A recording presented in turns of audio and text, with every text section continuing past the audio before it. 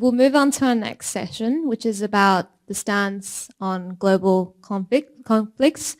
So the ethical and political views and how we should navigate as the youth in a Western country. Passing it on to you.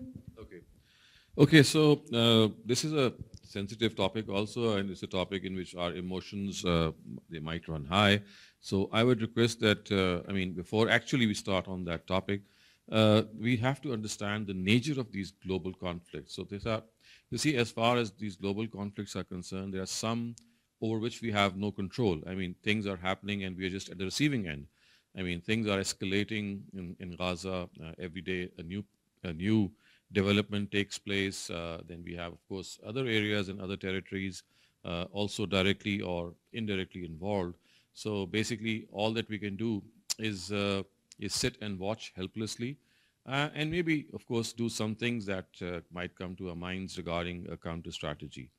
So this is one area. The other area, there's another area in which we can do something, I think, and that is also what I call global conflict.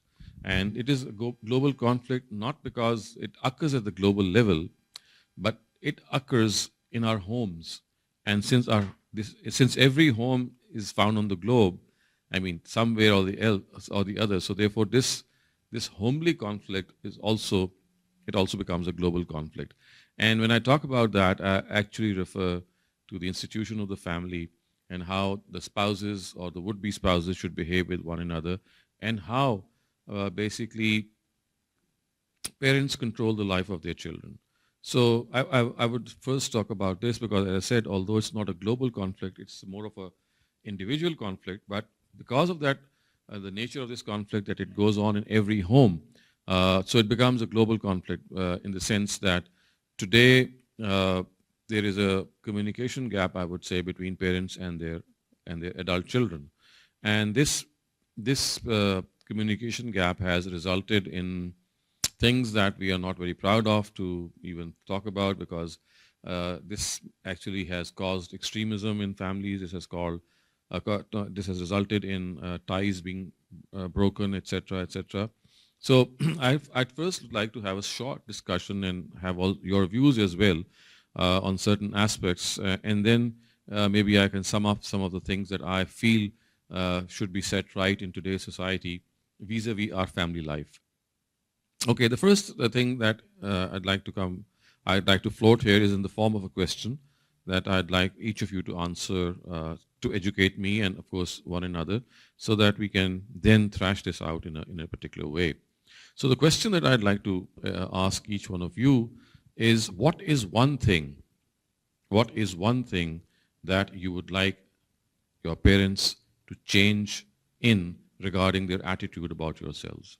What is one area that you'd like them, that you think that they are not doing it rightly and it needs serious reconsideration, but you feel that if you talk to them, they'll get angry, they might not even understand, they will think that as if our child or our adult child is, maybe rebelling or having ideas that are so drastic that it's better they stay quiet than to discuss them. So one area, and each one of you, I'd ask you one by one, that what one area do you think, or one attitude that you can point out regarding your mom and dad especially, that you think that needs to be revisited, changed, and that attitude, of course, is regarding how they parent you and the way they would, they would show their parenting techniques. Remember, one day, each of you is going to be a parent as well.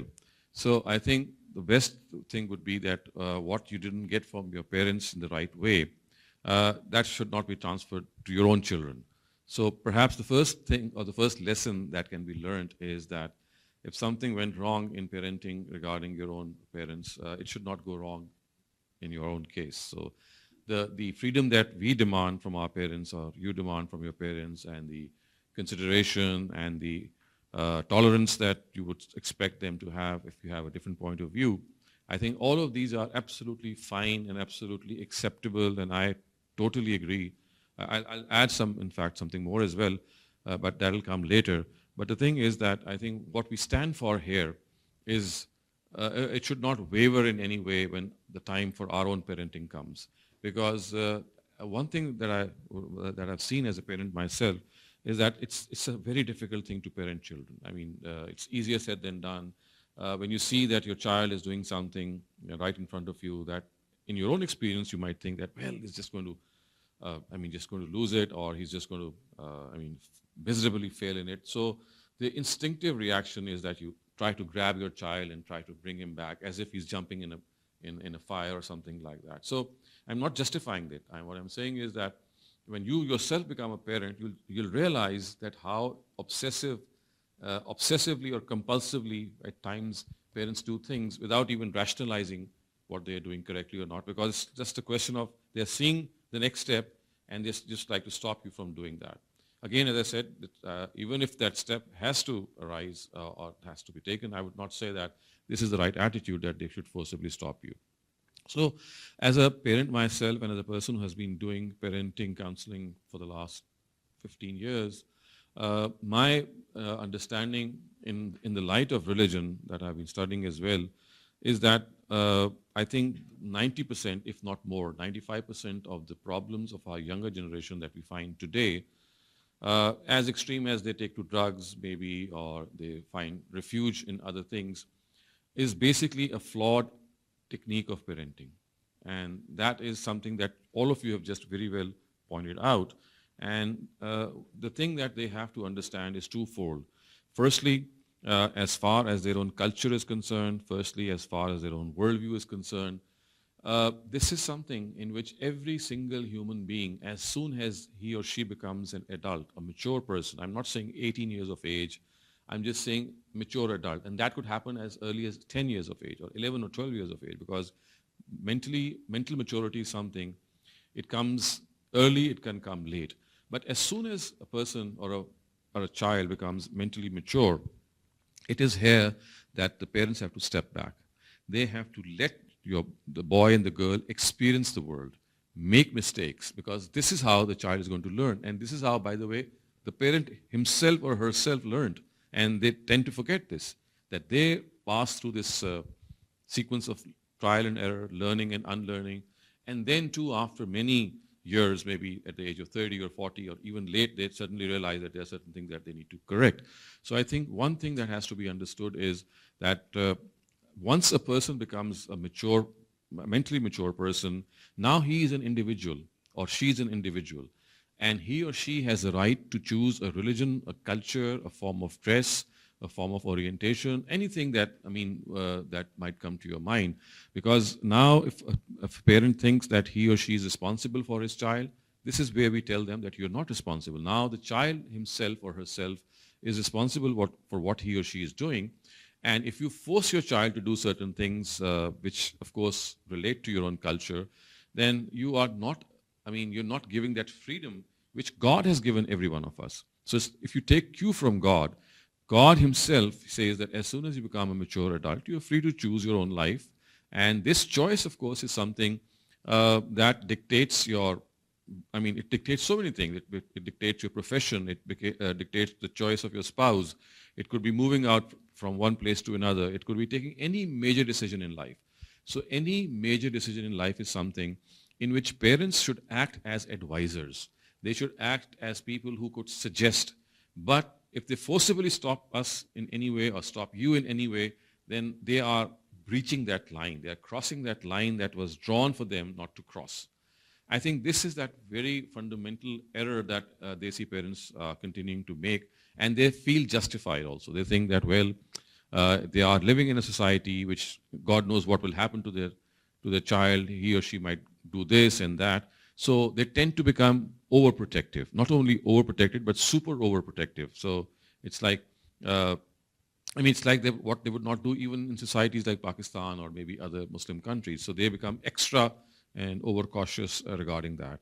So if you have this background in mind, I think the thing that we have to understand here is that it is this sense of protection that has led them to cross all limits, and they don't realize that they don't have a right to impose themselves on their parents, on their children. And at the same time, and they should let them do what they would like to do, and not in any way blackmail them. And I call this a blackmail, or maybe an emotional blackmail, because you see, they use religion for it. And when they typically use religion for it, they would say, well, you have to obey your parents, come what may. At the end of the day, you have to obey your parents, and if I say something, then you have to just follow me. Let me tell you, in the whole of the Quran, I say this with full responsibility, in the whole of the Quran, there is not a single verse, not one single verse which says that you have to obey your parents. At every instance, wherever the Quran mentions parents, it says, وَبِالْ وَالِدَيْنِ إِحْسَانًا. Treat your parents with kindness. Treat them with affection. There is just one verse in the Quran that has led people or parents to think that they have unlimited authority on their child or their daughter or their son, and they use that verse, and that again is an erroneous interpretation. So you must have heard of this word that don't do uff against us. فَلَا تَقُلْ لَهُمَا أُفٍّ وَلَا تَنْهَرْهُمَا is the Arabic word. So this is a Quranic verse which says that children should not say uff before their parents. Now in Arabic, the word uff has a different meaning than it has in the Urdu language. So you see, at times words are the same, but they have different meanings in different languages. So in Arabic, the word uff actually means to show disrespect, to talk back and to show disrespect. And in Urdu, the word uff means to always say yes, or maybe not defy authority. So it is here that this connection has gone wrong. In the Arabic language, as I said, if the Quran says don't do uff against your parents, it only means that don't disrespect them. Don't talk back to them. Speak to them politely. And this is something that all of us would agree, that we have to respect our parents. But when this verse is translated to mean that you just have to follow me and obey me, it is here that the problem arises.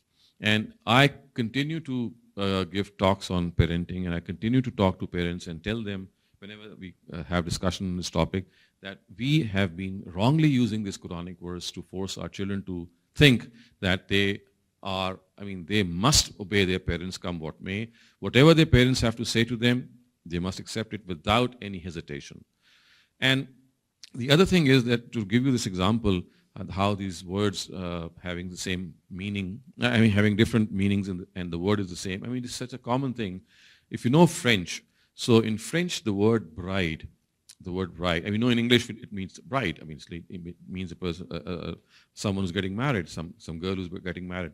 But the same word, B-R-I-D-E, bride, in French, it means the reins of a horse. The word is the same, but it's the same. The word, the meaning is different. The word is the same. Similarly, if you look at the word ghaliz, so ghaliz is something which in Urdu means filthy. But the same word in Arabic means strong. So the marriage has been called as misakan ghaliza. The Quran says that it is a very strong bond between a husband and wife. It's not a filthy bond as we would think that it means in Urdu. And I can give you many more examples. So the thing that we have to understand is that this has often resulted in a misinterpretation, that we use the same word that we are acquainted with in the same meaning that we think that we have been used to. So if this is clear, then we can see, and then we can clearly see that as far as the Quran is concerned, it never tells you at any place that you have to obey your parents. It just tells you to respect them. And to have a different stance from your parents is perfectly okay. And you just need to be polite with them. You can be stern without being harsh. You can be stern without being harsh. You can be polite. You can stick to your stance without being rude. You can tell them that, well, I think this is your view, I respect your view, but as far as I'm concerned, this is what I think is the right thing. So I think, yes, because of the fact that parents normally don't realize this, it becomes very difficult. And the only option which, as you have all said, we have is that we stop conversing with them. We stop discussing these matters with them. And we keep them to ourselves. And the result is that, as some of you said, that when the time comes, if you are given the opportunity, you might leave your house and you feel, and you don't feel any guilt about it. You don't feel any qualms about it. You think, well, this is the best thing that I can do, because instead of living in continuous tension and friction with my parents, it's just better that I meet them every once in a while and live my own life. And this is so tragic. Had parents understood that they are actually overstepping their authority, They are passing their authority. They're crossing their authority. Had they understood this, they would not have made this mess. So personally, I think 95% of our Desi families, all of them, I mean, it's the same story, almost the same story in every family, and that is a parent imposing his or her view on the child. And these views are not just cultural. I mean, culture is one thing. Religion is another thing. So the brand of religion or the interpretation of religion that they think is correct, they'll deal you with the same stick, and they'll measure with you the same yardstick, and they'll tell you, okay, this is what I think religion is, so you do the same. And it is here that it becomes even more intense. So culture is one thing that you might, I mean, yes, it's still difficult, that you might, maybe a little bit of compromise, but when people start forcing you on religious issues, that is even more cumbersome and bothersome, because this is something that is between you and your God. You have a vision regarding whatever religion is, and maybe you're struggling, maybe you're still trying to find out what the truth is, and here comes a parent and says, okay, you wear hijab, you don't wear hijab, you dress this way, you wear nail polish, or you don't wear nail polish, or you eat this, or you eat that, you don't hang out with those, don't go to a sleepover, don't go to a prom, etc., etc. So there's a long list of things. So I think it is here also that parents need to realize that when they would like to educate when they would like to stop their children from doing something or to do something, the best way is to tell them why. I mean, why should I do something? Earlier on, I just tried to explain that if I was a parent and I wanted to explain to my child that why I needed to pray, so I'll start off by telling him, well, son, this is the reason I'm telling you. And then I'll stop. I'll not force him to pray. And this is also an erroneous notion which you might have heard, that there is a hadith of the Prophet which says that you have to force your child to pray at a certain age, and if he doesn't pray, then you can even punish him.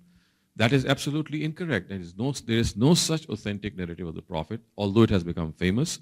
As far as praying is concerned, as far as fasting is concerned, as far as any religious directive is concerned, the job of a parent is to communicate the reasoning, the wisdom, and the good thing behind it, the benefits that you will gain, and that is all. After that, it is let the child think about it. Let the child process that. He's or she's not going to do it immediately. So give them time, space, and everything that child requires. And I'm not talking about a baby child, I'm talking about a grown-up child. So this is something that is critically missing in our homes. And you know what? This is why we have been unable to make a house a home. There's a difference between a house and a home. A home is a place where you'd like to go. And house is a place where you're forced to go because there's no other place to spend the night. You go to your house. But a home is a place where you run because you find that homeliness, you find that affection, you find the love exuding from your parents, and you just run towards them.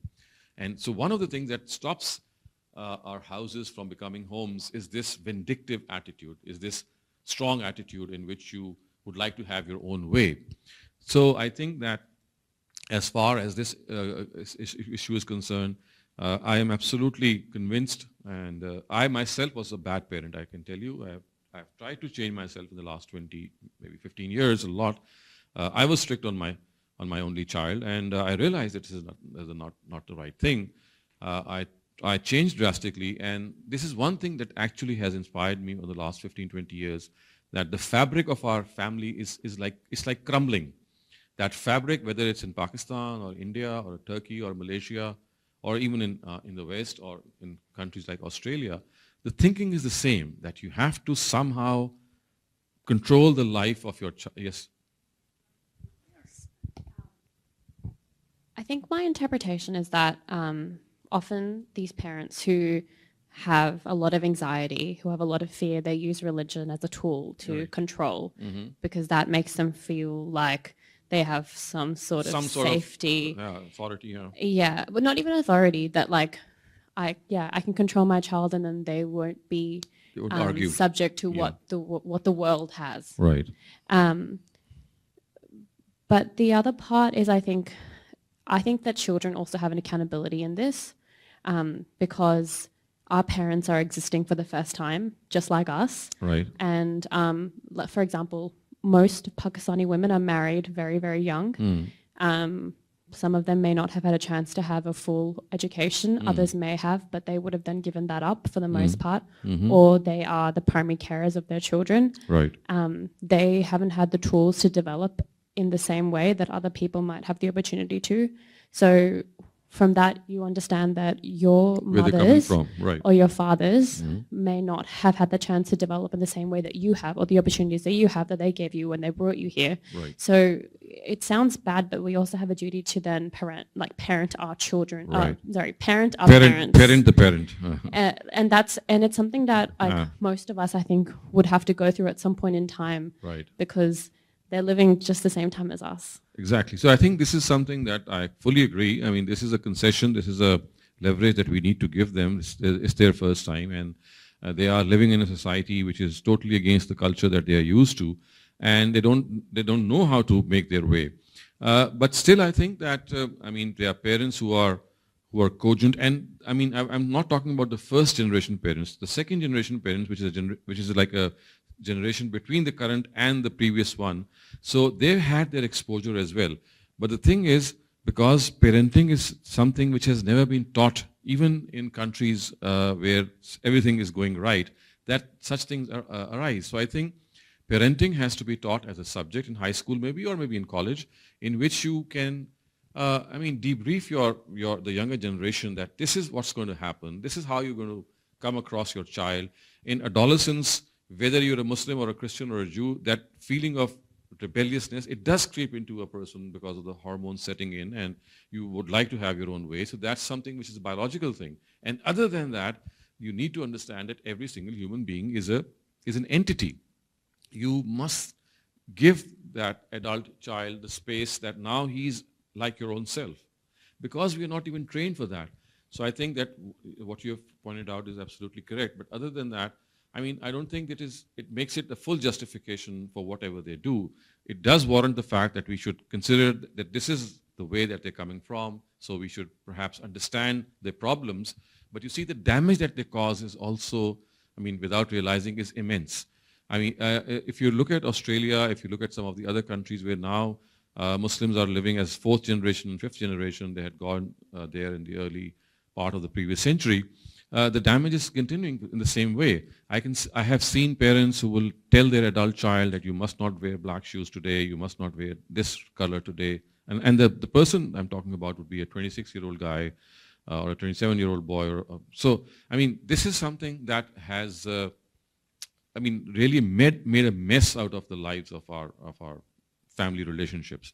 And to top it all, we also at the same time don't realize that besides not forcing our children to accepting our views, another important thing is that we need to spend quality time with them. And you know what? That quality time actually means that you must come down to the level of your child. For example, if you're a 16-year-old or a 17-year-old who's fond of soccer, who's fond of any game, then why not educate ourselves about the game that our child would be liking, the heroes of the game, the good players, the various other things like the positions that they are and the jargon that they speak. So you see, this creates that atmosphere in which at least there is one topic in which you can freely have an exchange with your father or your mother.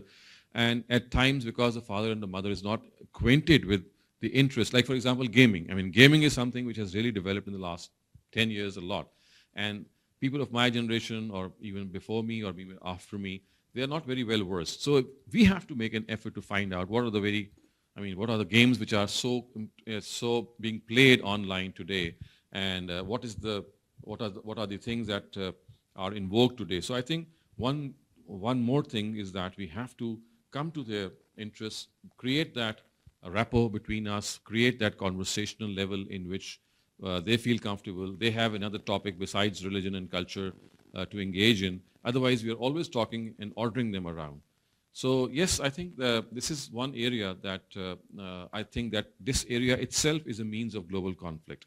It's not global in the term that it is global in the political sphere. It's basically global in wherever Muslims are. So it's like a socially global practice that all Muslim men and women who, as parents, are doing this. So I think they have to take a step back, and as I said, when we or you become parents, do realize that this is something that if you're asking for, then you have to give as well. And that's how things are going to go forward, and that is how we are going to move in one direction. Okay, so this was one conflict that I had in mind, that as a family, at the family level, this conflict has to be resolved. The second conflict that comes to my mind regarding a global conflict, it has now developed into a global conflict, or at least a concept that is now in debate in every single home, in every single Western society. And that is the issue of the LGBTQ plus community, which lives all around us. I mean, it's in our class, it's in our faculty, it's in our neighbors, they are everywhere. And of course, generally, I mean, how should we conduct ourselves with them? Should we isolate ourselves? Should we start hating them? Should we start going to their functions? I mean, so there's a whole bunch of things that we have to sort out. And again, I mean, it also relates to parenting because, again, the parents are not fully equipped today to handle this issue. And they either shut their eyes and they just don't say anything, or what they do is that they impose extremely strict restrictions, and then that's the end of that, and they think that this is how they can protect them. So I would like each of you, or any one of you who'd like to give an opinion, that this is an issue that is found in every society, and it is generally hushed under the carpet. It's not discussed in families. It's something that is, I mean, people solve on their own. Yes, when they are adults and they become families and they are afraid of what's going to happen to their children, then they go into protests, then they go into schools and ask them, well, this should not happen. But what do you think should be done, and what would be your suggestions regarding this issue? Anyone who'd like to give an opinion? I think what balance we need to find is how to respect them as human beings, tolerate, but also stand by our values. I feel like when you find that balance, you're good to go. Okay. Yeah. Anyone else? Okay, I think that there are some aspects of this this deeply driven issue that maybe are helpful to you if you discuss them. And for one thing that you might note is that this is something which is not new. I mean, this community or people who belong to this category have always existed. I mean, from the earliest of times. It's just that in these recent times, because of certain reasons, they have become more prominent. They have become more, I mean, they have risen to the surface, and they have a lot more presence that we feel. But I think there are basically three elements or three areas from which we can approach this matter, and to me, it can be put to rest, and it can be actually dealt with in a very amicable way. So actually, it refers to two. I mean, one of them, I would say, is a mistake or an error which the West is making, who are the proponents of this community. And another is an error which the Muslims are making, who are the adversaries or the people who would not like this community to exist. So I think there are two mistakes that are being made on one from each side. And then there's a third way to how to approach this when your children maybe, or when people would like to know what the truth is. So I think if I start off with the third question, that if my young child who's as big as that, or maybe as he or she would grow, he would ask me that, because you see, this is something which is there even at their level, even in classes like grade 2 or grade 3 or grade 1, they have this awareness. They might know exactly what it means, but they have some information that something is going on. So how can we approach this subject with our younger generation, and possibly as they grow old with our own selves? So I think one way to do that is to refer them to the scheme of God and tell them that when He created this world, He did not create this world with 2 Adams or with 2 Eves or with any number of people of the same gender. He actually created this world by the union of Adam and Eve. So opposite genders were brought together so that they could create a family. And that family is something that would be able to give you some form of stability, because what a father can give to a child, a mother cannot, and what a mother can give to the child, the father cannot. So basically, it's this union of the two that has resulted in a family that consists of people of the opposite gender. So we can, without maybe commenting on that, we can say this is the scheme of God. And I mean, even people who are proponents of the scheme, who are not proponents of the scheme, even they cannot say that this is not so, because this is how we know established history that mankind progressed. So I think this is one way to explain to your younger lot and maybe to your own self as well that God's scheme is this is what God's scheme is. It has wisdom behind it as well. The other mistake that, the other thing is, as I said, there are two mistakes, one being committed by each of the two camps. So as far as the Western camp is concerned, the biggest mistake that they are making here is that they are making this topic indiscussable. I mean, they think that any criticism in this topic is unacceptable, and they think that you have to accept, come what may, this orientation, and you must agree with it. So I think the way that you can tackle this is to tell them that the West stands for, the biggest thing that the West stands for, of course, I include Australia, New Zealand, all the Far East states within that Western paradigm, that the West stands for the champion. They are the biggest champions of liberty. They allow people to hold their own opinion, and they think that to tolerate one's opinion and to put up with the other's opinion is something which is part of that democratic norm in which you give every person the right to hold an opinion. So we need to remind them that, well, it is you who always have said that every person has a right to his or her own opinion. So if we think that this is something that is not in conformity with our beliefs, then you should give us this right to at least hold an opinion. I mean, I can differ with you without being angry with you. I can differ with you without being hating you. So I think it is here that we need to remind them that they are crossing the limits, because whenever this discussion comes up in the West, anyone who opens his or her mouth against the LGBTQ community, he is immediately, dumped.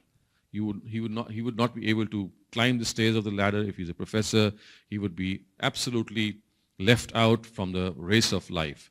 The thing that Muslims are committing wrong is something what Fatima just pointed out, is that there is a huge element of hate in them. And it is here that we have to make them understand that every single human being is respectable in our eyes. And if someone is going wrong or doing something wrong, let God be the judge of that thing. And if that judgment is something that he has to pass, then we are no ones to in any way hate people. We have been not sent in this world to hate people, but we have been sent in this world to bring them together, to love them for the fact that they are children of God. They are human beings. And because they are human beings, they are respectable to all of us, and we should respect them. And I go one step ahead. We can even support their rights, which means that they should not be discriminated with.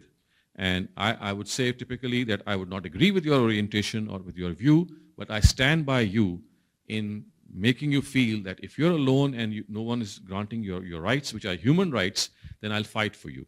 But don't think that this means that I agree with you. I agree with the fact that everyone should have the right to choose his way of living or her way of living. But that doesn't mean that I agree with you. It only means that I agree that you should be given this right. I'll fight for you that you should be given this right. But don't think that this means that I have the same view as yours. I have the view that is different from you, but I have give you this leverage or this opportunity to have a different view. But because this is not happening, mostly when I see in Canada, in the United Kingdom, in the US, even here in Australia, that again I'm talking about Desi parents. It's not all the parents who have the same view, but most Desi parents, the way they deal with this issue is that they tell their children to stay away from such people, don't go to them. Even they have this element of hate being taught, that you should hate such people, you should think that they are dirty people or filthy people, and they are not normal people, they are subnormal. So it is here, I think, that as individuals, we should probably not behave in this way. We have to respect every single human being. For example, there are other deviations also. There are so many things like boys and girls and men and women have intimate relations without getting into marriage. And that's equally bad. If that is being tolerated by many of us, then, I mean, this is also something which belongs to the same category. So it's best that we, instead of hating such people or maybe putting them to shame, it's the best that we mind our own business. And if we are to befriend any of these people, I mean, for example, if you have a class in which there are such people and you naturally become friends with them, let it be. I mean, there's nothing wrong being a friend with such a member of this community. The only thing is that you have to protect yourself and your own identity, and at the same time make that person discreetly realize that as far as you are concerned, you are absolutely fine. I mean, you don't have any hate. In fact, if I go a step ahead, I can say that you have to love people for what they don't do right, because it is this love that might influence them. If you hate them, if you have the friction with them, if you had this very awkward attitude, it's going to distance them from you. So there's no point in having them being distanced from you. The best thing is that you create that awareness, that bond of humanity, and that bond of humanity is regardless of your gender orientation, it's regardless of your race, your lineage, your creed, your thought. It's just being a human being. I mean, simply being a human being, and there's absolutely no doubt to say that all of us are human beings who are on this planet Earth, and that is the first bond that we should have with one another. The rest is something that comes after that. And I think that this is something which is a far cry. At the moment, I don't see this happening. I see this divide getting even worse than just what we discussed in parenting, that just as in parenting there is a gap between the parents and the children, similarly there is a huge gap between the proponents of this community and the people who are in the other camp, because one of them is very, very, I would say, vindictive, and they start hating people who start to criticize them. And the other ones, the Muslims, of course, are the ones who have this hate for them, who have this disregard for them. And I think both are these extreme attitudes that have to be done away with. And yeah. You say that we don't have to believe in what they believe in, but we can stand for their rights. Right. So from a practical question, say, for example, we had to vote on whether or not they have the right to be married. According to your interpretation, how do you think that we should vote? So I think that they should be given this right, and at the same time, we'll say that we don't agree with what you ultimately decide. So you see, basic fundamental human right is that they must not be given they must not be differentiated or discriminated. So just as I have a right, any other person can have a right. And of course, at the larger level, some legislation can also be made. But if you personally ask me, I would say it would be fine, because that is that person's choice. And if that is that person's choice, so I will say, yes, you should be given this right. But don't think that when I stand by you, I agree with you. I think just on that question, an extension to that is, I think one argument against saying yes to that right would be that sin would become more popular and more, it will spread around the country. And the argument for saying no would be to prevent that from happening. So what would we say no to exactly? If a person has the right to choose the life that he or she would like to do, all that I can say is that just as I have the right to do something, how can I deny the other person? I mean, if I'm going to deny that person, why shouldn't I deny it to my own self? If I'm granting the same thing to my own self, shouldn't I grant it to others as well? And at the same time say, well, we are different from one another. I don't agree with you. I would never do what you're doing, but I would not say that you should not do it because you are doing it out of your own freedom. Yes, if there was a law, for example, in some country in which certain things were proscribed or banned, then it would be automatically against the law, and then no debate would arise. But in the case, if you're asking me, then I'll give my opinion, but at the same time I'll say that any majority opinion about a certain matter should be made the law. However, in this case, it doesn't mean that I agree with that. I strongly differ. I will advise my young friends or my students that this is something which is against human nature. I have a number of reasonings that I can offer. But at the end of the day, if someone still would like to stick to that, I will say, okay, fine, you go ahead. Otherwise, what else do we have? The other thing we have is we stop them from having this right. So I think that is where that we have to understand that if I have this right to choose my life the way I'd like to, why would the other person not be given this right? He's the same. I mean, we are the progeny of Adam and Eve. We have descended from the same family. So if one has the right, so of course you can argue and you can say that, the way God has created us, He has always formed a family, and a family is this, and the family values are this, and the husband and the wife, they come together to create a union, and that family is healthy for a child. These are all arguments that you can make in favor of family life. But if someone is, hell-bent otherwise, what should we do? Should we jail that person? Should we penalize that person? Should we punish that person? So that is the question. So if we allow something for all of our own selves, wouldn't it be fair that we allow it for them also? Yes, Sibrat? If that's the argument that you're taking, at what stage do you say that everything should be allowed and nothing should actually be disallowed? I think at the level of the state, there are certain legislations that can be done, and at the state level, we can say that anything which comes against the rights of a person such that they cross his human rights, that they should not be allowed in any way. And the second thing is that as far as this particular aspect is concerned, it's not just through legislation that we can achieve our aim.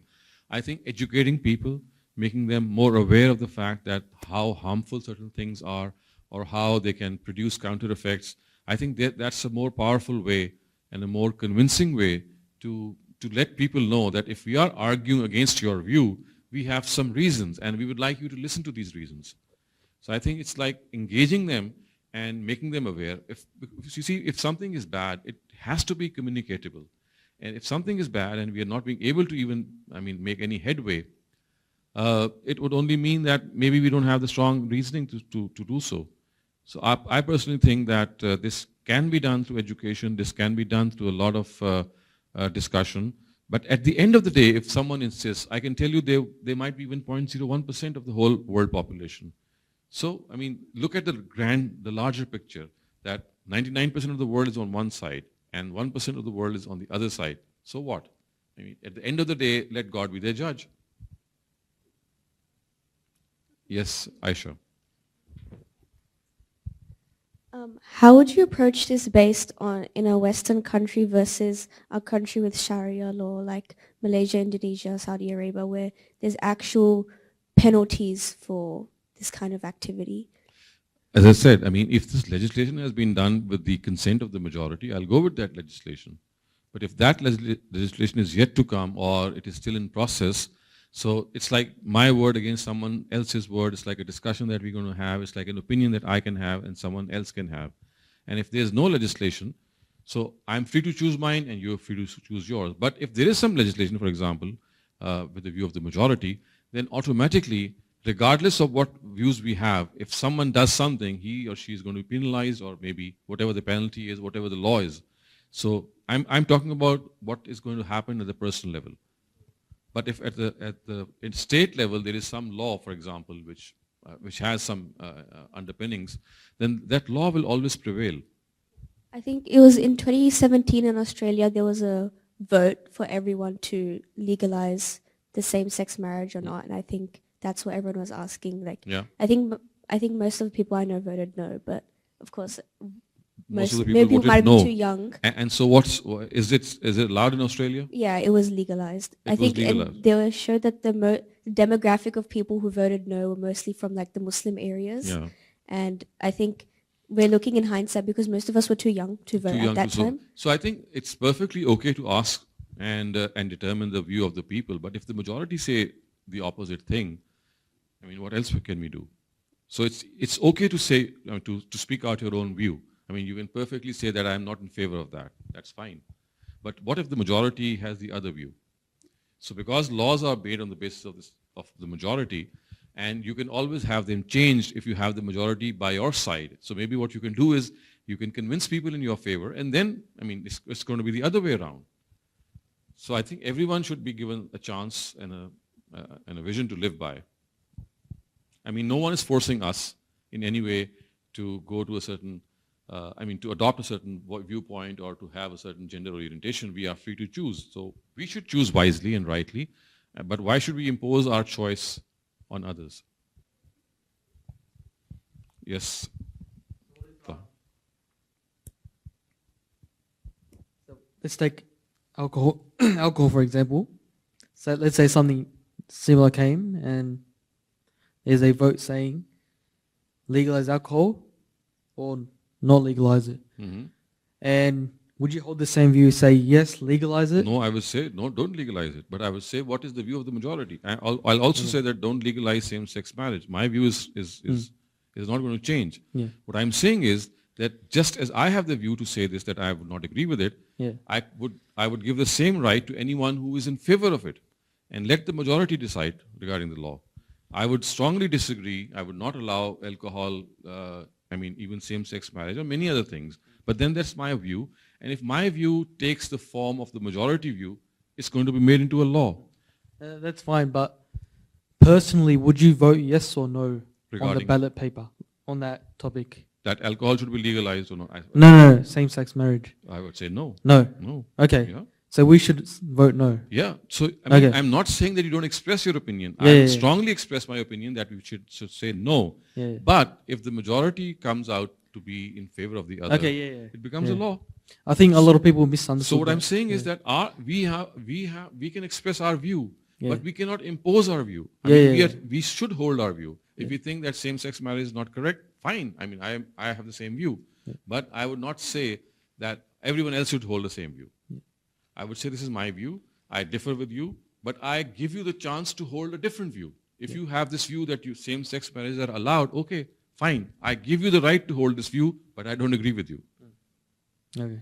So it's like giving the other person the right to hold a view. That's what I'm talking about. It's not that I'm agreeing with him or her. It's just that I'm saying that you have the same right as I have.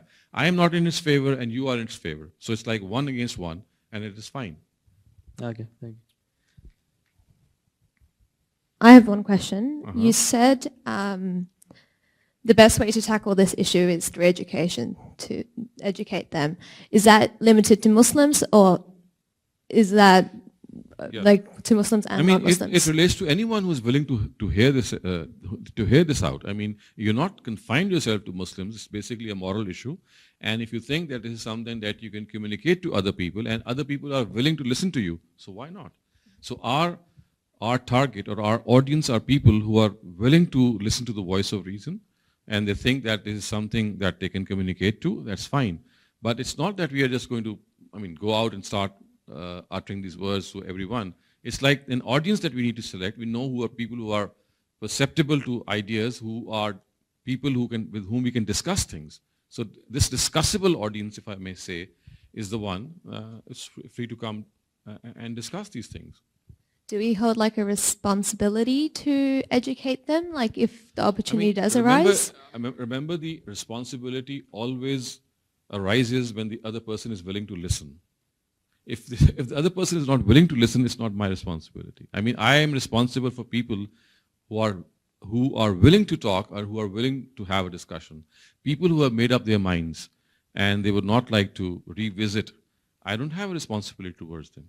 I think otherwise it's like, it's just going to open a new debate, and it's going to cause more harm than any benefit. Because he's not willing to listen to me, and I'm hell-bent on stopping him and telling him, oh, come here, I'm going to make myself clear to you. It doesn't work that way. Any tips on navigating conversations, not on just this, but other topics that they will find controversial? I think the best tip is that you remind people that everyone has a right to an opinion. Everyone has a right to an opinion, and it can be a wrong opinion, it could be a right opinion. I have to be sincere in forming my opinion, and I have no right to disrespect others' opinion. So we have to respect every other person's opinion, and and that is all. I mean, it doesn't mean that you agree with them. So I think it's such a simple thing that if you just follow this norm, that whenever I come across individuals who have a different view, this should not stop me from becoming friends with them. I mean, I can still become a friend with an atheist. I can still become a friend with a Gnostic. I can still become a friend with a person who belongs to an LGBTQ community out of other reasons. We maybe have common interests, like maybe both of us play cricket. Maybe both of us are musicians. Maybe both of us have some other common interest. So, I mean, that particular common interest can bring you together regardless of your other differences. Doesn't this happen in other ways of life as well? I mean, when we are friends, there are so many other differences that we have, and we ignore them. But we agree to do something which is common to us. We agree to go to a movie. We agree to play a match, in spite of realizing that there may be other areas in which we have different views. So just as we do that, why can't we do this the same here? We can agree to disagree, and we can agree to respect each other, tolerate one another. Let me tell you this. Look at God. I mean, He's watching us since day one. He's watching people doing all sorts of naughty things, bad things. In California, I mean, you must have heard of this, and maybe it's here in Australia as well. There is this cult which is called devil worship. So these are devil worshippers who do all sorts of things. They are stark naked. They do all sorts of strange activities, and they think this is part of their worshipping the devil. So God, in His own magnanimity, He's seeing all these things happen ever since time immemorial. He has this magnanimity. He's given this this broad-minded approach. So if He can do this, let's look at God. I mean, if He has the courage and the strength to let people do what they want, and He says that I'll catch them one day. So I think as individuals, as human beings, we too should have this gracious approach, I would say. So I've been called that we have a small break. Is it 3 o'clock? Oh, it's 3, okay, yeah. 15-minute break, and then we'll come back and continue the Q&A. Okay. I'm going to pass it over to Dr. Shehzad to go over this worksheet, and then we can continue with our Q&A. Okay, so this is slightly another topic that has arisen. I mean, it's not part of our main discourse. The Q&A that we had started off will continue, and I have not touched upon the issue of Gaza and Palestine. And I think if you have questions, of course, we can touch upon them once we are through with this. Otherwise, I think if you've understood the earlier part regarding the prophetic practice and the post-prophetic era, that issue also can be explained under that. But any specifics can always be discussed. So I just wanted to say one thing that, I mean, one very important human value is humility. To be down to earth, to be a person who always recognizes one's faults, takes ownership of one's faults, and never thinks oneself of as a person who is superior to other people. And this is something that we need to continue to remind ourselves of, because at times arrogance creeps into our personality in very subtle ways. It's not always, I mean, very blatant. At times it is very subtle also. I have a question relating to the Gaza-Palestine issue. More to do so, it doesn't have to be what we're talking about. Okay. It's more so to do with Ghamidi Saab's stance on it. I've had discussions with Bapa about it a fair bit, him basically being like, oh no, this is the fact that we shouldn't impose or do anything about the issue. We should kind of remain as inactive citizens. I don't know if that's the right thing, wrong thing. Personally, I think it's the wrong thing. I think we should have some sort of like, whatever, boycotting, whatever it is, having some sort of active say, or posting things, getting people informed. Whereas I believe the stance of Bapa and reflecting Ghamidi Saab is that you should not do anything, because at the end of the day, it doesn't make much of a difference. I'm not sure if Ghamidi Saab has the same view, but if you ask my view, I think that we should do whatever we can in our own capacity to, to make people realize the atrocities that are being done, and at the same time, any contribution that we can make in making people realize. Probably what your Baba might be saying, reflecting Ghamidi Saab's view, is that whatever we do ultimately is going to have an impact only and only if we do it at the larger scale Ummah level. Because you see, even if we start boycotting certain goods which are made by Jews. In the first instance, not all Jews are against, I mean, they are not involved in that atrocities. Many of them are condemning them. So you need to make a separate list of things that is causing that, I mean, that income to go there. And in the second place, that any such embargo is going to have an impact. If the Ummah does it at the Ummah, I mean, the Muslims do it at the state level. For example, if 30 people here or 40 people there or 50 people there even do so, I mean, that's maybe going to be a very small contribution or very small thing that's going to do that. And plus the third thing is that you can select things in which this attitude has to be adopted, because there are many life-saving things which are coming from there, which are being manufactured from them. We are dependent on them. And then there could be certain entertainment things or things that we can do without them. So I think here also it's perfectly something that you should be choosing, I would say. I think the main differentiation that I find is that I'm not talking about it in a religious aspect in terms of the Muslims doing it themselves, because this has become more of a movement. More of a political.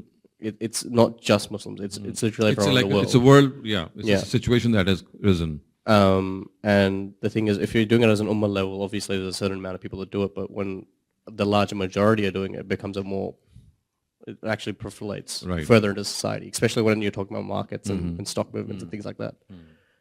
So the idea of boycotts makes more sense when there's a larger movement behind it. And I think one more thing which is being left out is that there's an International Court of Justice, the ICJ. So we have to recourse, we have to go place that case there. I do know that I think Malaysia or Turkey, one of those two countries, have already approached the ICJ. So that is one forum that is left untapped, and that should be tapped, and that's a forum where all world disputes are generally tackled.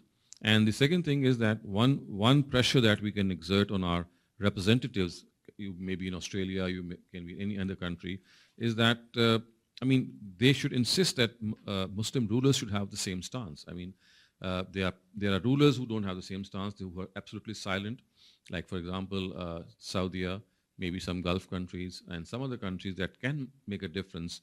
They are silent. And we know their silence is because they are allies of some superpowers. So you see, it's easier said than done. We can tell them to do this, but because the rulers have their own vested interests and they have their own alignments, that I mean, they are still going to be with them. So unless there is a very powerful movement, a very strong voice from the students, from all walks of life, that if you have to do something, then you have to sacrifice your personal wishes, because it's something that is going against the collective good of the people, of the Muslims. So, I mean, what at the moment we are doing is we are probably paying more and spending more time on protests and things in which we are sort of dissipating our energy. I mean, things is that when you get together for a protest and you vent out all your energy and things remain as they are, so unless that protest becomes meaningful, it escalates, it has that impression. And let me tell you that maybe if you look at the world situation, the protests that have been going on in the US, for example, if you look at Harvard and what happened there, and some of the other institutions, they have been hugely outnumbering the Muslim protests. I mean, in London, in the UK, in many other parts of the world, the awareness of the heinous crimes which are being committed is much more, it seems to be much more in the camp which is not Muslim. So I think that is also something that we have to see. And plus one more thing, that is it that we have become numb? Because you see, it's almost 1 year now, and when you see people dying every day, and you get used to it, and every day you find 50 or 60 people being killed, and the news isn't like, it becomes a normal news. So we need to desensitize ourselves, and in fact make us more sensitive that if things are happening every day, we must not allow this to be a normal thing. We should not normalize them, and we should still think that a lot of work needs to be done. And one more thing, that I was at another place 2 days ago in Australia when we talked about this thing, that we also need to understand empathetically the viewpoint of the other side. How the Jews, I mean, of course they are also human beings, how are they being able to justify whatever is going on? So, I mean, I just explained that just as there is extremism by not understanding there are certain prophetic era directives, on the Muslim side. Similarly, the same form of extremism is also found, I would say, on the Jewish side. And let me very briefly explain this to you, because this is like something very interesting that might resonate with you. I think I just need to probably change this. If you look at history, there are certain distinct things that you might notice. Again, I'll start off the line with the very first person, Adam, the way the Almighty has set about going and spreading this religious history. So I'm skipping some generations. So Abraham lived about 2,000 years before Christ. So, and then once he passed away, we find his generation being split up into two prominent branches. We have the Ishmaelites, and then, of course, the three generation of prophets. So we have Isaac here. We have Jacob after him. We have Joseph. And then there is a long gap. We have, let's say, Moses. So Moses was about 1350 years before Christ. So this is 1350 BC. And then we can say that about 1050 BC, there was another prophet who we know well, and he is David or Dawood.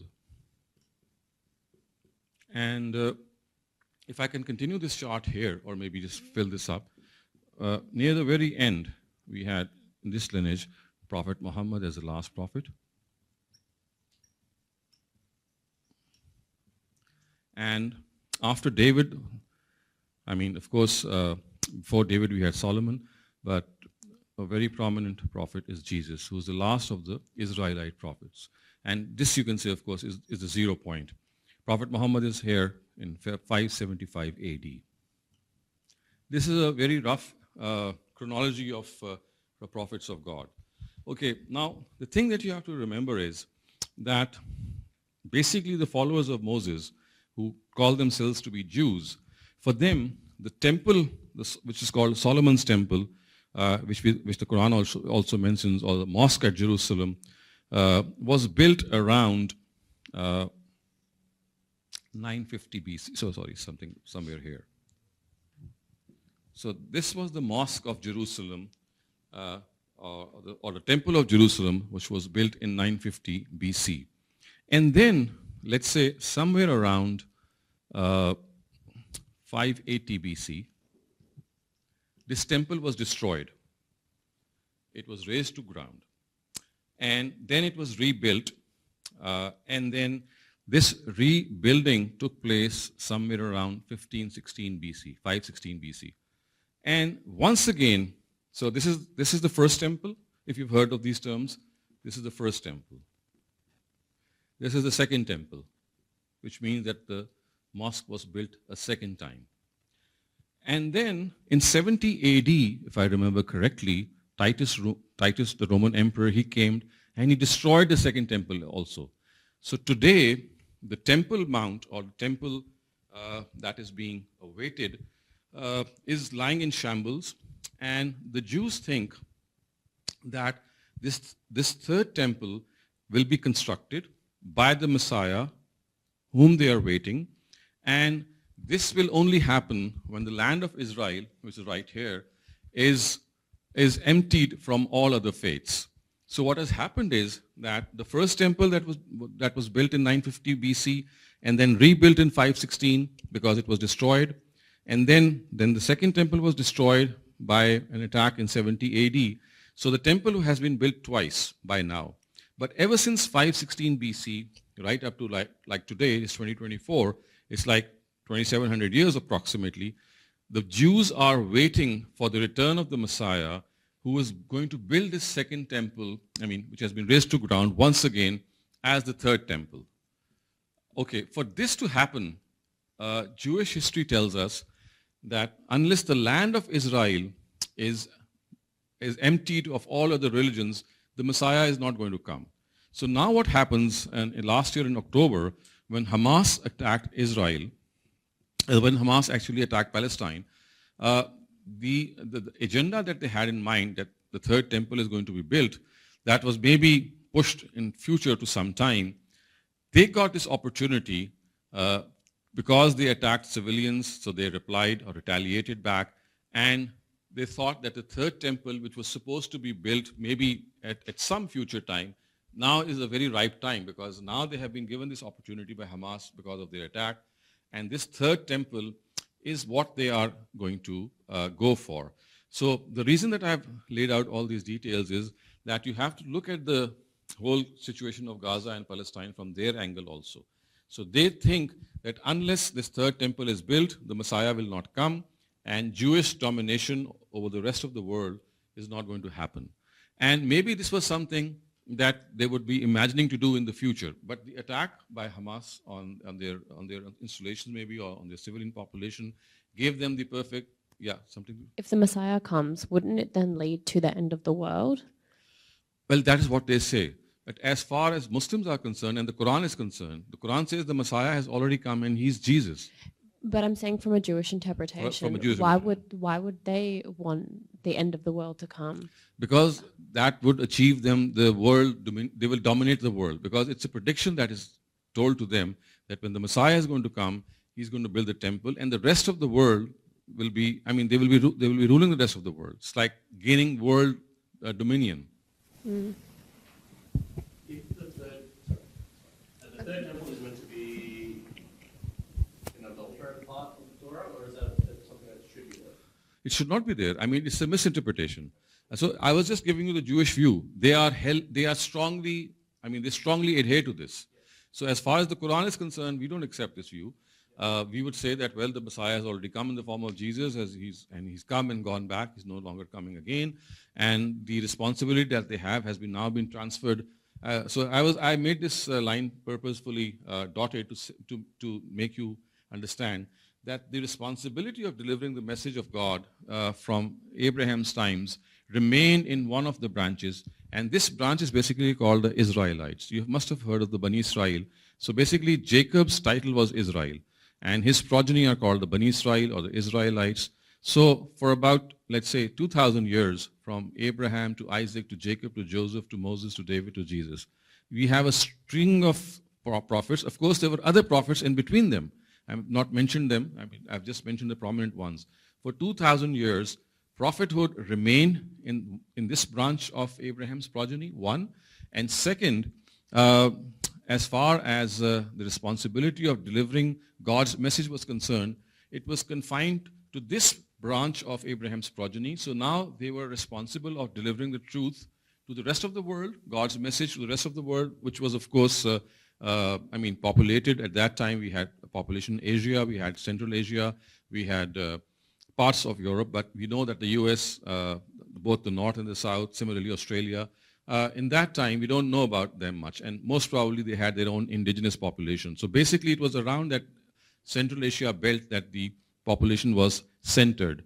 And so therefore, once they miserably failed from Isaac to Jesus, there were parts in which the Israelites were doing their duty of delivering the message of God. But by and large, they were failing miserably. And when they decided to crucify Jesus, that was the last, that was like the death knell for them. And God actually deposed them from this position. And after Jesus, this responsibility was shifted to Prophet Muhammad, and who are actually the Ishmaelites. And they are called Ishmaelites because they are descendants of Ismail, who was the second or the elder son of Abraham. And no other messenger of God has come between Ismail and Muhammad. So this is the dotted line showing that prophethood was like this. It went to this right here, and then there was no prophet among the Israelites, and it jumped to their cousins or the parallel branch of Abraham's progeny. So they have a very strong tradition because they think that they are the chosen people. They are going to rule the world near the end of times. So this third temple is something that they are hell-bent on. You say something. You mentioned the first temple that's between the time period of Joseph and Moses. Yes. At that time, the Bani Israel was in Egypt. Yes. Not in the Palestine. No, they had come though. Remember, after Moses. Just this should be like this. I'm sorry. This line should be just after Moses. So this would be something like here.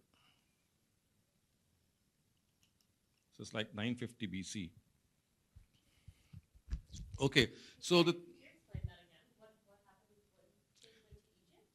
so yes, in the times of Joseph, there was a famine, and they left their place and they went to Egypt, and they stayed there for a very long time until Moses arrived. So Moses once again liberated them from Egypt and brought them back, or wanted to bring them back to Palestine. So they were in Palestine. Because of a drought, they went to Egypt. Once they went to Egypt, they became slaves to the Pharaoh. The Pharaoh, extracted a lot of labor from them, persecuted them, and this was the time when Moses was born. So he went to them, and he actually had the Israelites liberated from the shackles of the Pharaoh. And he took them out, and once again he made an effort to bring them to the back of Palestine, to the land of Palestine. Yes, Haris? So the question I have is basically, when the temple is what meant to be rebuilt, but I think how they have been, the land has been promised to them, right? So that part is correct. That was promised to them until they had this responsibility. So once they were deposed, they no longer have the... But because they're followers of the Torah, so they still think that... Yeah, they still think that they're a chosen people, and they still think that they have a right on Palestine. Yeah, because I think in the UN ambassador, one of the UN ambassadors from Israel, when he came and during his assembly, he basically followed the Bible and said that this is our deed. Yeah. So he used the Bible as basically the justification that this is our deed, land deed essentially. So we are the land has been promised to us. And the Bible is there to show that. Yes, that is again something that we have to understand, that this is their interpretation, their understanding of history. The Quran does not support it, but as I said, we have to be empathetic because we have some major disputes which are religious in nature with the Jews. So, you have to look at the whole dispute from their angle as well. I'm not saying we agree with their angle, but if you look at from their angle, you'll find out why they are so they're so fanatically impelled to have that land.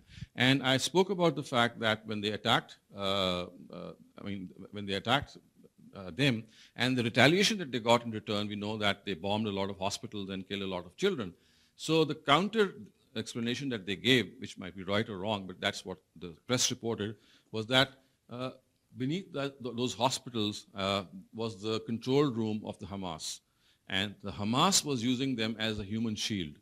And it's not that they attacked these hospitals, it was the Hamas who has been using this human shield, these hospitals, and they were forced to, just bomb them. So you see, I'm not saying that this was something right. What I'm saying is that their justification of a collateral damage of losing human lives is because they thought that Hamas is using this hospital as a human shield. Not to make this a history lesson or that you're becoming a history teacher, but what was the reason for why the Jews left Palestine? Because we know that the European power and the Western power wanted to get rid of the Jews in the West, and that's why they then created Israel. If you start off with Jerusalem, so Jerusalem was conquered in 637 AD by the Caliph Umar. So in 691 AD, the Mosque of Aqsa was built. Mosque of Aqsa was built. And then in 1099, we had the first crusade in which Pope Urban actually had Jerusalem attacked by Christian forces. And we know from 1099 to 1187, for almost 100 years, Jerusalem was a Christian state. So from 637 to 1099, we had about, let's say, 400 years of Muslim rule. And then in 1099 to 1187, these are about, let's say, 90 years of Christian rule. And then in 1187, Salahuddin Ayyubi, you must have heard of his name, he actually attacked and he liberated Jerusalem. And from 1187, if I write it here, from 1187 right up to 1924, this is about, let's say, how many, 750 years or like something like that. So 7.5 centuries, Jerusalem remained under Muslim rule, under Muslim control.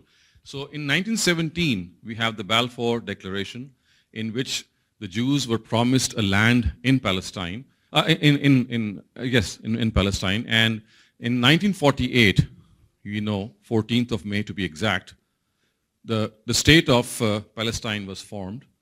And of course, it was something that was formed. I mean, I'm just skipping a lot of history because you might be knowing that.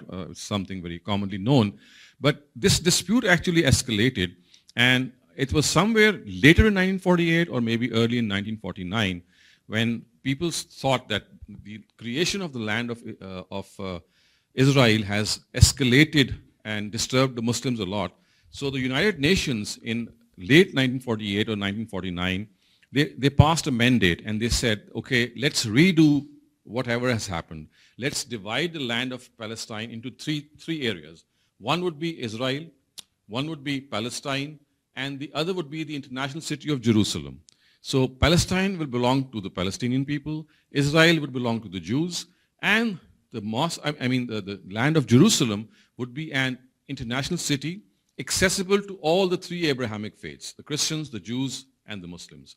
And we would be monitoring them, and periodically we would be giving them charge of the Aqsa Mosque or the temple. And remember, the Christians, the most holy site of the Christians is the Church of the Holy Sepulchre. And this is a site about which they allege that Jesus was crucified on the place where this church is built. So this church was actually built in the 4th century AD. And they say that it was built on the place where Jesus was sacrificed and buried. He was crucified and buried. And so therefore, to them, when Pope Urban ordered the first crusade, it was because the land of Palestine had that church, and it is the holiest place of Christendom. So that is why they wanted it to be with themselves. But then in 1948, when this happened, when Israel was actually formed, in 1949, we know that the United Nations said that instead of having just Israel being formed there, let's divide it into these three territories so that the Abrahamic religions could have equal access to all these three, all the sites, because Jews have their sites in Palestine, Christians have the Church of the Holy Sepulchre, and of course Muslims have the Mosque of Aqsa. But the Muslims did not accept this, and they said that we would like the whole land to be ours.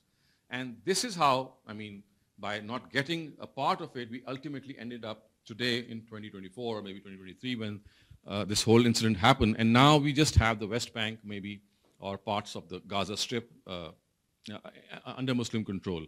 So the thing that I try to make out here is that basically if you trace this history, that it was mainly a conquest on the part of the Muslims that took place in the times of Caliph Umar that started off this, and there's just a 90-year period in which Jerusalem came under Christian rule. Otherwise, it always was a part of the Muslim empire. Even when the Ottoman Turks were ruling, even then, Jerusalem was part of the Ottoman Empire. So that is a brief history of how it happened. So it basically started off with the conquest of Caliph Umar.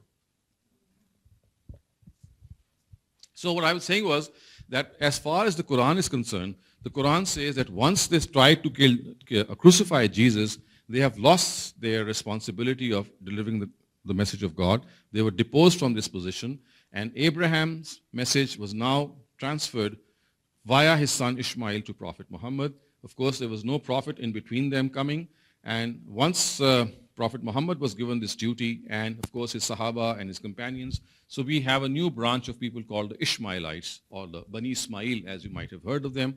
So Bani Israel have lost their duty, or they have lost their mandate, and that is what the word of the Quran is. But to them, to the Jews, they think that they still have that mandate, and they are still the chosen people of God, and unless they have the Messiah, they'll not be able to dominate the rest of the world. And that Messiah is only going to come once the third temple is going to be built. So now they have this chance of the third temple to be in process, and that is why you can see that this whole debate, which is basically, it gives you an impression that it's a political debate. I think it has very strong religious underpinnings. It's not just a political debate; it has a very deep and strong religious underpinnings. And if you look at the world agenda, I think this is what is driving them, and this is what is making them desensitive towards human lives, because to them the Messiah is much more important and the building of the third temple is much more important. Left Gaza in 2005. Around about. Around that time. So after that there were elections, and the Americans were basically This is political history, yeah. The Americans encouraged all the Palestinians to participate in the elections. Right. The Hamas win the elections. Mm-hmm. Right. They didn't lose the elections. Uh-huh. They won the elections democratically. Right. And yet the government was rejected by the US, by Israel, and by Hmm. the videos including with the exception of PLO, nobody else accepted Yes. their basic victory. So how should, like, if someone knows about this history, so how should one take that history into account? Like, I mean, I do understand that this is history. So I think whatever the history is, it is not justified to become militant, to attack civilians in any way. So this is what the Hamas did. I mean, things were going along rather, I mean, under the surface, they were tucked under the, hush under the carpet. But the fact is that this attack on last October, it fueled everything. And remember the thing that they did wrong, if this is correct, what is being reported, they attacked civilians. 1,300 of them were killed and they were massacred. And of course, then they got the chance to reply back and retaliate. But the thing is, this is something that happened from the Muslim side. It cannot be justified in any case. And if now that they have retaliated, that too cannot be justified. But what I'm trying to say here is that their retaliation does not merely have political underpinnings. It has this very huge history of prophethoods behind them and the Holy Land behind them, which they are not going to, in any case, lose. I mean, had this not happened, I mean, this would have in any case happened maybe later on. This was a chance that was given to them, which made them actually fulfill their future dream at an earlier stage. So we have to look at this battle in this way. But as I said, as far as our stance is concerned, we must realize that one of the things that we have done wrong, and one of the things that they are continuously doing wrong, is killing civilians and bombing non-combatants, which is absolutely unjustified. So if you look at this whole scenario, I think that this can only have its effect until and unless the rulers of the Muslim world, they have a joint and a collective policy, which itself looks very, very far-fetched, because as I said, each ruler, 57 of them or 60 of them, have their own vested interests, and in fact some of them are allies of the US and Israel. So in effect, then what we can do is, of course, we can send donations, we can send human help, we can send doctors if we can send other basic things that are needed by humanity. But other than that, I think what we can do is we must learn from this history that this is a huge package which is behind us, and unless these things are realized, I mean, you just cannot do any patchwork. It has to be something at a bigger level. And what is today going on, it's not just people who are aware of what this history is. It's more of a political conflict, as you said. And there are a lot of players who are now involved. There are regional problems. There are things in which neighbors are getting involved. They are getting jittery because of the lack of peace and stability. So things have stepped in besides the religious and political scenario that we've just discussed. Thank you for giving a rundown of Jewish history. Any more questions on that topic before we move on to more questions? Nope. While we're talking about the Gaza and Palestine conflict, so as Muslims, is there do we have an obligation to continuously gain knowledge about the global conflicts that are happening? Is that an obligation, or is that something? It's not an obligation. I mean, it's something which relates to our sensitivity, because it relates to the extent that we are involved. There are people who are doing some other work, which is also very important. But I think it's more of a moral responsibility that we have as human beings. Whenever there's some genocide going on in any part of the world, it should be an alarming thing for all of us, because we are sensitive. All of us should be sensitive to what's going on, especially if women, children, and the weak people of a society, they are being continuously tortured and eliminated in this brutal way. So this is more of a humanitarian issue, And I think every human being is perturbed by this. We see things coming up every now and then. So I think we should not measure it as an obligation or a non-obligation. It's more of a moral responsibility, and it's more of a human responsibility. It's like if someone is burning, I should be equally perturbed. Yes, absolutely. There are many things the youth are doing, like petitions, protests. You sort of touched on that, charity dinners, and also encampments at universities. Are there some things we could do that are more favorable from an Islamic point of view than others? Well, I think as far as Islamic point of view is concerned, it depends on the country that you're in. If you're living in Pakistan, my strategy would be different. In India, it would be different. In Australia and other countries, it's country specific. So for people who are living in an area which is already a Western territory and they still have those sensitivities, it's just a question of convincing people and maybe convincing them of the fact that these atrocities are going on. And the only way out is to make Israel realize what's going on. But the problem is that Israel has the US on its back. And at the moment, they are controlling everything. And it's not just the US, it's a small population in the US who are the Jews who are controlling the US itself. So it's not that easy to come up with a solution because everything is so intricately interlinked and goes back that we should actually first create an awareness amongst ourselves of the forces and the history behind it, and be content with the fact that it's not a regional conflict. It's not something that's just happened and maybe if peace is struck, everything will go fine. No, it has this huge baggage behind it that even if this gets solved, the mentality that they would like to build a third temple is still going to be there. It's still going to loom large. It's still going to happen sometime later on. So there has to be maybe a grand religious debate between the Muslims and the Jews, or maybe at any forum in which this can be debated, that their status as the chosen people of God is something which the Quran does not accept. It is debatable. But again, we don't expect them to even believe in this. So I think that it's very difficult to answer this in a specific way. Yep. As Muslims, we have the obligation to obey the law of our land, right? But what if the law of our land prohibits us from calling out on injustices and taking the right side? I think in that case, it all depends. If you are in a position, you can always still defy the law of the land. What will happen? They'll jail you, they'll penalize you. So maybe you can make an example out of your own sacrifices that we have not bent before the power of evil. This could be one strategy. The other strategy could be that there's no use of doing this because you'll end up in jail or you'll end up being penalized. So it's better that we, instead of doing this, we do something else, maybe do it in a more organized way, in a more bigger way. So I think, it all depends on the situation. You can also grassroots amend legislation. That's also Yeah. Yes, that's one thing, yeah. The lawyer's working. But I think the law of the land is more important because you promise now in the country, you can promise to Right. So that's what I'm saying. You should follow and abide by the land, or you should leave that place, or if you think it is something more important, you can always, make an example out of it that I'm going to defy it, and I'm going to bear the penalty. This is something very similar to what happened to Muhammad Ali, the boxer, Cassius Clay. He refused to fight in Vietnam, and he was stripped from his title. So that's also one fair thing, that you say, under protest, I'm not going to follow this law, and I'm going to tolerate any persecution or anything that's going to happen to me. So I would not say that's wrong at all.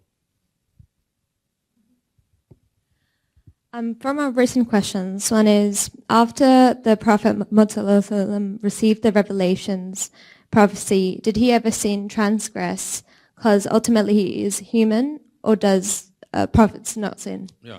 So as far as the Prophet is concerned, we do find in the Quran that he did some transgressions, but the nature of those transgressions were not the things that we do out of our base desires.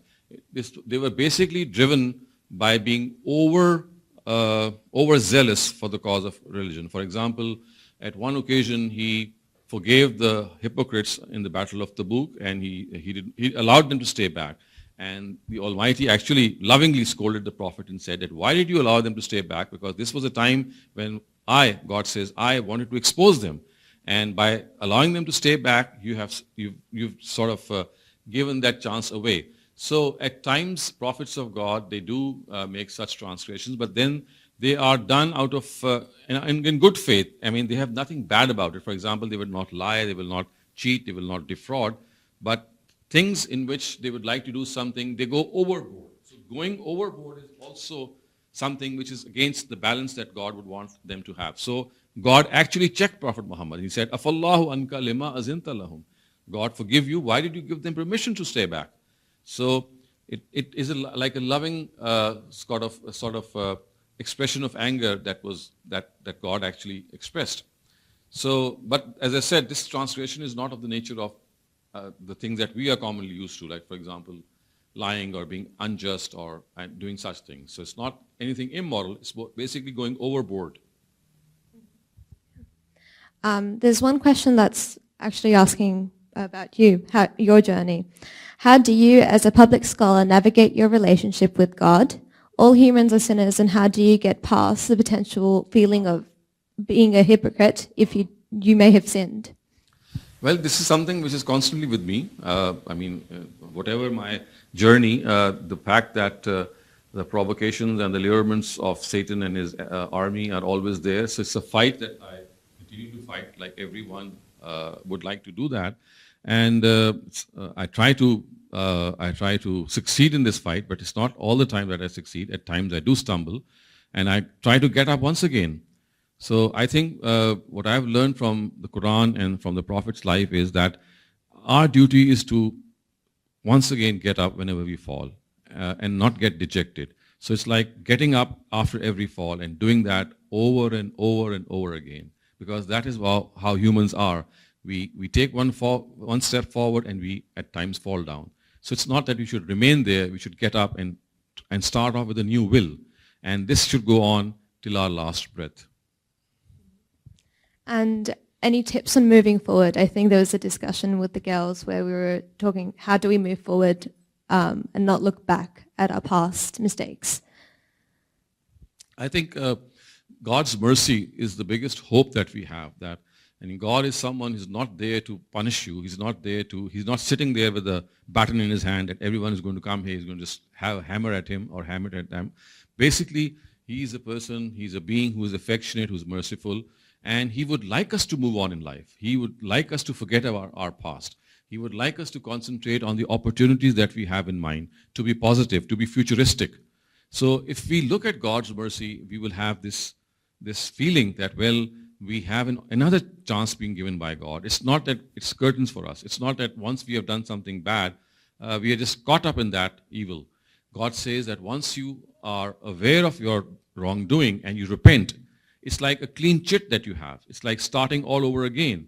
So I think this aspect of God's mercy, his forgiveness, and that we repent and sincerely repent, they really work in our favor. So if we don't have that hope in God's mercy, we will always be stuck in the past. But if we have hope in God's mercy, we will always look towards the future.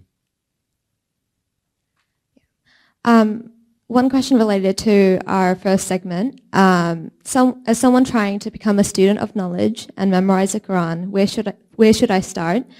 It feels overwhelming. There's so much to do, but unsure where to start.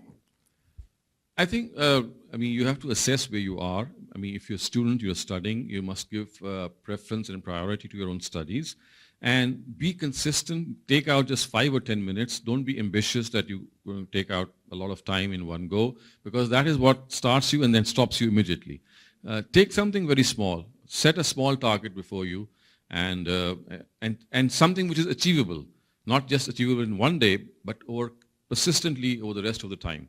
So for example, as I gave you that strategy, that for 5 minutes, just concentrate on the Quran and the meaning of the Quran, and don't go beyond 5 minutes. For it's good to give 5 minutes all times of the year than to give 20 minutes or 30 minutes every day and then suddenly disappear after 3 or 4 days. So that is what the Prophet also used to do. He would be consistent and he would do things in short spaces and short periods of time so that he could maintain that. So I think this is one way to do that. And once you are into that, slowly and surely you yourself will realize that you will be able to add more things to your own repertoire. How would you personally describe God in 1 or 2 sentences? Only. I think God is someone who is so gracious to us that we feel Him around us. He's someone who has been more than a mother to us, like many, many mothers combined, who have that affection, that mercy, that love for us that we can feel. So we can feel God, that He's someone who's taking care of us. So I think in one word I can say that He's our caregiver. Yeah, absolutely. Just going back on our topic on global conflicts, there are many global wars happening, civil wars within Sudan, Myanmar, there's wars in Syria, Afghanistan, and the Russian and Ukraine conflict.